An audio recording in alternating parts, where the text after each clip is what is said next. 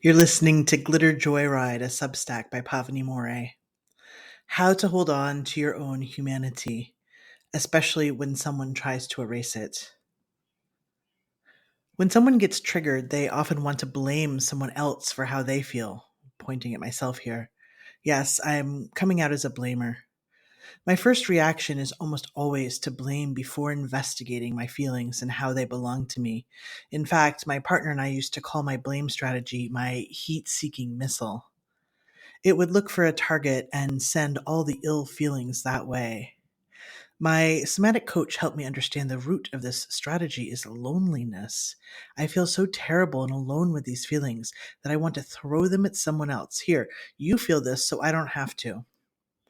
The problem is when you throw your feelings at someone, you dismiss their humanity. You forget that they are a living, breathing human with a nuanced emotional experience and needs of their own, including the need to feel dignity. There they are, having their own human experience, and whammo, they get slimed with an intense ball of someone else's emotions.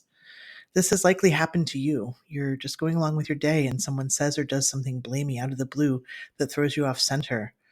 They are taking out their feelings on you, trying to make it your fault that they feel like they do.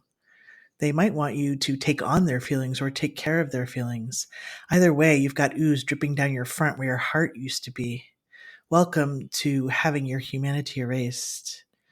Having your humanity dismissed feels horrible. It's the opposite of reciprocal, respectful relating. I'll give you an example. Back when I had my company, I hired someone, let's call them Sam, to do some work for the company. They worked for me a few hours each week for about 6 months. Sam did a good job. I liked their work. And one day, Sam quit, seemingly out of nowhere. They met with me and aggressively yelled at me about their inhumane working conditions and my despicable leadership. They went so far as to attack me personally and disparage my company and our offerings. The blame attack was jarring and unexpected. At that moment, I froze. I thought the thing to do was listen compassionately. It's what I believed a good boss should do. I feel differently now. When I reflected on their feedback, some of what they said had validity. About 5 to 8% was objectively true. I had made some mistakes. But that means 92 to 95% of what they shared was their own projections. Their feedback was oversized compared to our relationship and the size of their job. They were projecting things on me, the company, and our services that had no basis. Now I would do things differently when it became clear that their rant was not just about their job, but about attacking my personhood. I would cut them off because no one deserves to be verbally upbraided. But as a result of that meeting, I felt destabilized for months. I questioned my judgment, my decisions. I felt crippling shame about the things they had said. Were they right? I allowed their dismissal of my humanity to be exacerbated by the ways I dismissed my own humanity. Their vehemence and violent speech got under my skin, and I didn't know how to get it out. It took a long time to reclaim my humanity, to unblend with the shade and shame that was cast, and to remember my value and the value of what we were up to at my company. What I didn't understand was that Sam likely dismissed their own humanity, so it was easy to ignore mine. We see this when someone is canceled, a complete dismissal of their humanity, a deliberate forgetting that there can be a mix of parts, emotions, motivations, and behaviors. Canceling says someone is terrible, all bad. It's modeled after the prison industrial complex, the court of opinion. Public opinion is just as violent. Criminal, perpetrator, abuser. These are big, heavy words, and yet they are used indiscriminately in common parlance in many communities I move in. One word to define the entirety of a person's existence? I want us all to have more complexity than that. After the experience with Sam, I realized the most painful part was how I could not maintain my own sense of self, how I crumbled at the edges and felt terrible about myself. Outsider communities can develop such rigid conditions for membership that are unspoken that members walk on eggshells, terrified of making a mistake and being exiled. After the experience with Sam, I made a commitment to myself.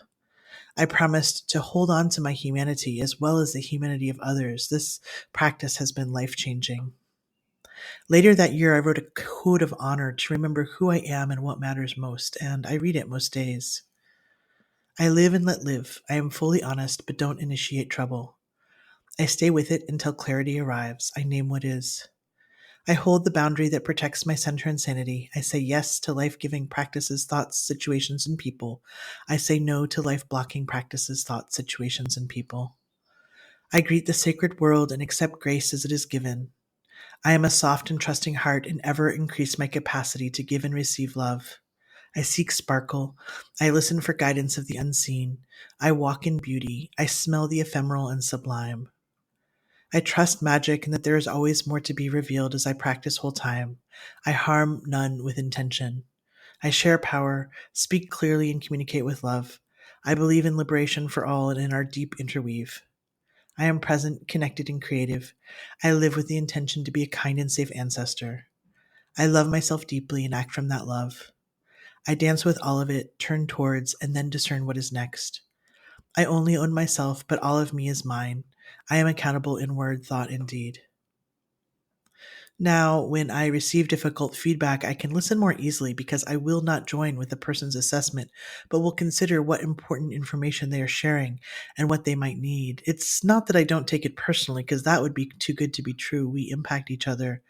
I want to be soft enough to be impactable and firm enough to have a firm enough center that if an ugly, unhinged attack comes my way, I can stay connected to my core, my feelings, needs, and humanity. In practice, it means three things: listening, discerning what's true, and whether it's truth or projection and blame, responding from a place that holds my humanity, dignity, and the other person's. I refuse to dismiss your humanity because that practice helps me hold on to my own. There's also step 3A, which is to talk incredibly sweetly to myself, gently inquiring what would be helpful and what I need. It means I share more vulnerably about my own experience, never allowing it to be one sided. I know I am not available for someone to take their feelings out on me, but we can build a bridge if they can show up with their feelings and space for mine.